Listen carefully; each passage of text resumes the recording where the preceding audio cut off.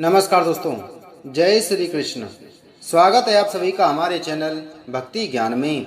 दोस्तों, आज मैं आपको द्वादशी व्रत का महत्तम की कथा, तुलसी माता की कथा, भगवान गणेश जी की कहानी के साथ सुना रहा हूँ। युधिष्ठिर ने कहा, भगवान, सब प्रकार के उपवासों में जो सबसे श्रेष्ठ महान फल देने वाला और कल्याण का सर्वोत्तम साधन हो, उसका वर्णन करने की कृपा कीजिए। श्री भगवान बोले, महाराज युधिष्ठिर, तुम मेरे भक्त हो। जैसे पूर्व में मैंने नारद से कहा था, वैसे ही तुम्हें बतलाता हूँ, सुनो। नरेश, जो पुरुष स्नान आदि से पवित्र होकर मेरी पंचमी के दिन भक्ति पूर्वक उपवास करता है तथा तीनों समय मेरी पूजा में संलग्न रहता है, वह संपूर्ण यज्ञों का फल पाकर मेरे परम धाम में प्रतिष्ठित होता है। नरेश्वर, अमावस्या और पूर्णिमा, ये दोनों पर्व, दोनों पक्ष की द्वादशी तथा श्रवण नक्षत्र, ये 5 तिथियां मेरी पंचमी कहलाती हैं। ये मुझे विशेष प्रिय हैं। अतः श्रेष्ठ ब्राह्मणों को उचित है कि वे मेरा विशेष प्रिय करने के लिए मुझ में चित्त लगाकर इन तिथियों में उपवास करें। नर श्रेष्ठ, जो सब में उपवास न कर सके, वह केवल द्वादशी को ही उपवास करे, इससे मुझे बड़ी प्रसन्नता होती है। जो मार्गशीर्ष की द्वादशी को दिन रात उपवास करके केशव नाम से मेरी पूजा करता है, उसे अश्वमेघ यज्ञ का फल मिलता है। जो पौष मास की द्वादशी को उपवास करके जो नारायण नाम से मेरी पूजा करता है, वह वाजपेयी यज्ञ का फल पाता है। राजन, जो माघ की द्वादशी को उपवास करके माधव नाम से मेरा पूजन करता है, उसे राजसूय यज्ञ का फल प्राप्त होता है। नरेश्वर, फाल्गुन के महीने में द्वादशी को उपवास करके जो गोविंद के नाम से मेरा अर्चन करता है, उसे अतिरात्र याग का फल मिलता है। चैत्र महीने की द्वादशी तिथि को व्रत धारण करके जो विष्णु नाम से मेरी पूजा करता है, वह पुंडरीक यज्ञ के फल का भागी होता है। पांडुनंदन, वैशाख की द्वादशी को उपवास करके मधुसूदन नाम से मेरी पूजा करने वाले को अग्निष्टोम यज्ञ का फल मिलता है। राजन, जो मनुष्य ज्येष्ठ मास की द्वादशी तिथि को उपवास करके त्रिविक्रम नाम से मेरी पूजा करता है, वह गौमेध के फल का भागी होता है। भरत श्रेष्ठ, आषाढ़ मास की द्वादशी को व्रत रहकर वामन नाम से मेरी पूजा करने वाले पुरुष को नरमेध यज्ञ का फल प्राप्त होता है। राजन, श्रावण महीने में द्वादशी तिथि को उपवास करके जो श्रीधर नाम से मेरा पूजन करता है, वह पंच यज्ञों का फल पाता है।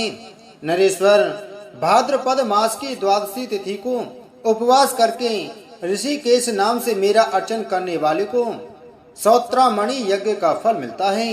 महाराज, आश्विन की द्वादशी को उपवास करके जो पद्मनाभ नाम से मेरा अर्चन करता है, उसे 1000 गोदान का फल प्राप्त होता है। राजन, कार्तिक महीने की द्वादशी तिथि को व्रत रहकर जो दामोदर नाम से मेरी पूजा करता है, उसको संपूर्ण यज्ञों का फल मिलता है। नरपते, जो द्वादशी को केवल उपवास ही करता है, उसे पूर्वोक्त फल का आधा भाग ही प्राप्त होता है। इसी प्रकार श्रावण में यदि मनुष्य भक्ति युक्त चित्त से मेरी पूजा करता है, तो वह मेरी सालोक्य मुक्ति को प्राप्त होता है। इसमें तनिक भी अनित्य विचार करने की आवश्यकता नहीं है।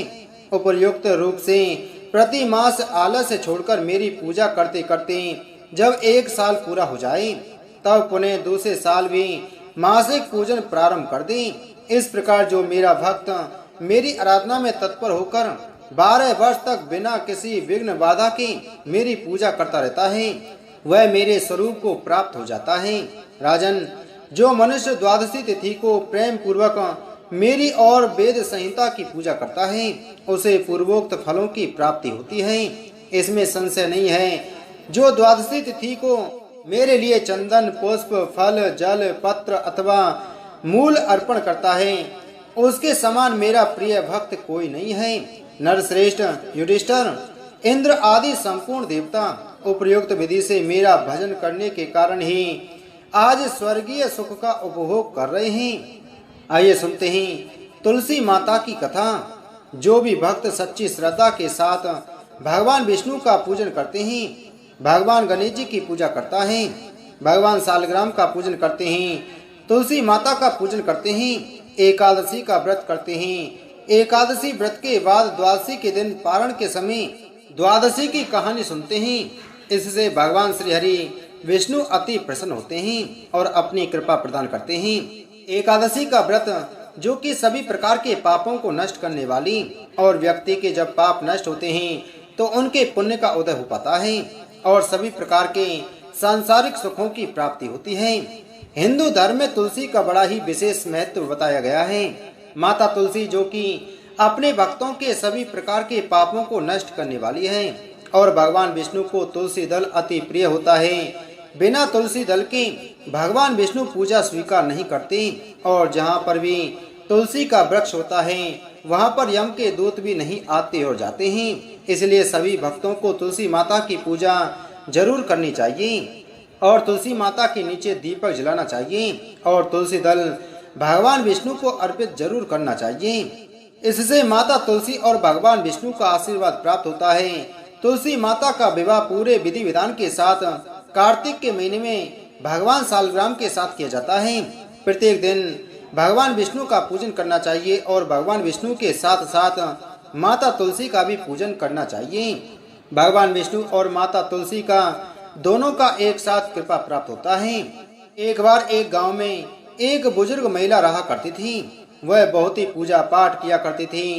वह रोज तुलसी माँ की पूजा करती थी और वह बुजुर्ग महिला रोज तुलसी माँ से कहती थी, हे तुलसी माँ, तुम मुझे बहुत ही पीताम्बर की धोती दे, मीठा मीठा ग्रास दे, बैकुंठ में बास दे, चटक की चाल दे, पटक की मौत दे, चंदन का काठ दे, रानी सा राज दे, दाल भात का भोजन दे, ग्यारस की मौत दे और कृष्ण जी का कांदा दे। वह बुजुर्ग महिला तुलसी माता की रोज पूजा करती और उनके बिड़ले को रोज सींचती। तुलसी माता बुजुर्ग महिला की बात सुनकर धीरे धीरे सूखने लगी। तभी भगवान श्री कृष्ण ने देखा कि तुलसी माता सूख रही हैं, और तभी एक दिन भगवान श्री कृष्ण तुलसी माता जी के पास प्रकट हो गए और भगवान श्री कृष्ण जी ने तुलसी माता से पूछा, तुम क्यों सूख रही हो? सभी महिलाएं तुम्हारी पूजा करती हैं और तुमको सींचती हैं, लेकिन फिर भी तुम सूखती जा रही हो, क्या कारण है इसका? जिसके बाद तुलसी माता ने भगवान श्री कृष्ण जी से कहा कि हे प्रभु, एक बुजुर्ग महिला मेरे पास रोज आती है और रोज एक ही बात बोलती है, हे तुलसी माता, सबकी दाता, मैं तेरा बिडला सींचती हूँ, तू मुझे बहू दे, पीताम्बर की धोती दे, मीठा मीठा घास दे, बैकुंठ में बास दे, चटक की चाल दे, पटक की मौत दे, चंदन का काट दे, रानी सा राज दे, दाल भात का भोजन दे, ग्यारस की मौत दे और कृष्ण जी का कांदा दे।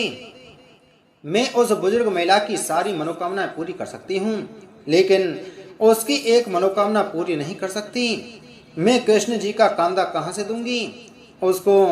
तभी भगवान श्री कृष्ण जी तुलसी माता जी की बात सुनकर जोर जोर से हंसने लगे और फिर भगवान श्री कृष्ण जी ने तुलसी माता जी से कहा कि तुम चिंता मत करो, जब वह बुजुर्ग महिला की मृत्यु होगी तब मैं स्वयं ही उसको कांदा देने आ जाऊंगा और तुम उस बुजुर्ग महिला से यह बता देना। जिसके बाद भगवान श्री कृष्ण जी तुलसी माता को यह बताकर वहां से अदृश्य हो गए और धीरे धीरे कुछ बुजुर्ग महिला की तबीयत खराब हो गई। और एक दिन जब एकादशी का दिन था तो उस दिन उस बुजुर्ग महिला की मृत्यु हो गई। तभी कुछ बुजुर्ग महिला के आसपास रहने वाले सभी लोग आ गए और उन्होंने उस बुजुर्ग महिला की अंतिम संस्कार करने के लिए उसको जैसे ही उठाया तो वह बुजुर्ग महिला वहां पर किसी भी व्यक्ति से नहीं उठी। तभी वहां पर अचानक से एक बच्चा आया और सभी से कहने लगा कि मैं इस बुजुर्ग महिला के कान में कुछ कहूंगा जिससे यह बुजुर्ग महिला हल्की हो जाएगी और आप सभी लोग इनको आराम से उठा सकोगे। यह सुनकर सभी लोग बहुत ही आश्चर्यचकित हो गए और कहने लगे ऐसा कैसे हो सकता है, और सभी लोगों ने उस बच्चे को बालक समझकर वहां से भगा दिया। लेकिन वहां पर उपस्थित एक बुजुर्ग आदमी ने उस बच्चे से कहा कि जाओ, तुम्हें जो कुछ कहना है वह कह लो। लेकिन सभी लोगों को यह नहीं पता था कि बच्चे के रूप में भगवान श्री कृष्ण खुद ही आए हैं उस बुजुर्ग महिला को कांधा देने के लिए। जिसके बाद भगवान श्री कृष्ण ने उस बुजुर्ग महिला के पास जाकर और उसके कान में जाकर कहने लगे, माई मन की निकाल लें, पीताम्बर की धोती लें, मीठा मीठा घास ले, बैकुंठ में बास ले, चटक की चाल ले, पटक की मौत ले, चंदन का काट ले और अवले कृष्ण जी का कांधा भी ले।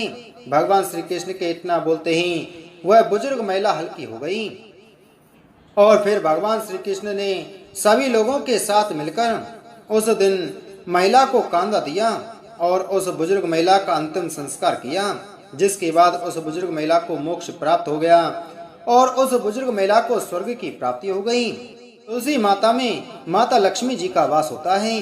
तुलसी जी का पेड़ लगाने से घर में सुख शांति और समृद्धि बनी रहती है और तुलसी जी की पूजा करने से मोक्ष की प्राप्ति होती है। आइए सुनते हैं गणेश जी की कहानी। एक बार की बात है, एक गांव में एक बुढ़िया अपने परिवार के साथ रहती थी। बूढ़ी माँ भगवान विष्णु की बहुत बड़ी भक्त थी। वह सदैव श्रद्धा के साथ एकादशी व्रत का पालन करती और कथा सुनती थी। लेकिन बूढ़ी माँ ने व्रत करते समय न कभी गणेश जी की कथा सुनी और न कभी बोली थी। इस कारण बूढ़ी माँ का व्रत अधूरा ही रह गया। लेकिन बूढ़ी माँ को यह बात पता नहीं थी। बूढ़ी माँ सोचती थी वह संपूर्ण व्रत पालन कर चुकी है। इस व्रत पालन के पुण्य परिणाम स्वरूप उसे बैकुंठ लोक की प्राप्ति मिलेगी। जब बूढ़ी माँ मर गई तब उसे लेने के लिए यमलोक से यमदूत आए। यह देखकर बूढ़ी माँ बहुत डर गई।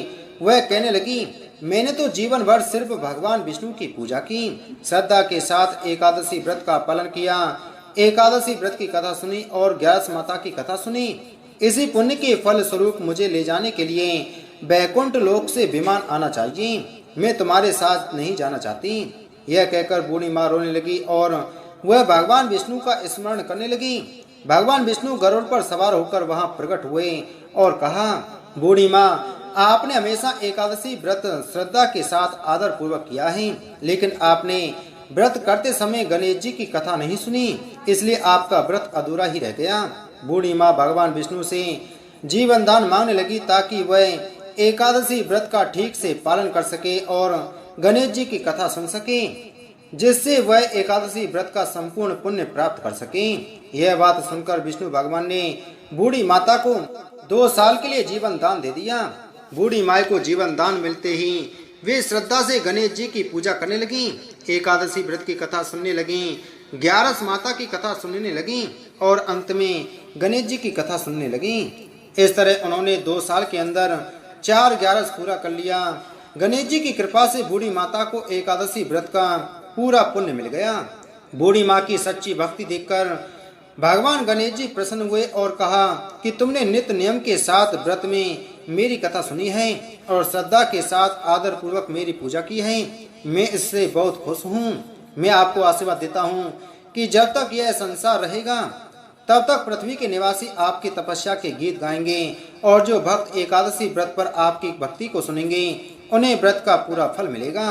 गणेश जी महाराज बूढ़ी माँ की भक्ति से प्रसन्न होकर बूढ़ी माँ के घर को अन्न धन से भर दिया और सुख समृद्धि वास करने लगी। गणेश जी महाराज वहां से अंतर्ध्यान हो गए। 2 वर्ष बाद जब बूढ़ी माता का देहांत हुआ तो बैकुंठ लोक से विमान आया और बूढ़ी माता को सम्मान के साथ बैकुंठ लोक ले जाया गया। भगवान गणेश के आशीर्वाद से बूढ़ी माता का घर अन्न धन से भर गया और उन्हें बैकुंठ लोक की प्राप्ति हुई। हे भगवान गणेश, जिस तरह आपने बूढ़ी माँ पर अपनी कृपा बरसाई, उसी तरह एकादशी व्रत का पालन करने वाले सभी भक्तों को आप आशीर्वाद दीजिए और उनके घर को सुख समृद्धि से भर दीजिए। बोलो गणेश भगवान की जय, बोलो तुलसी माता की जय, बोलो विष्णु भगवान की जय।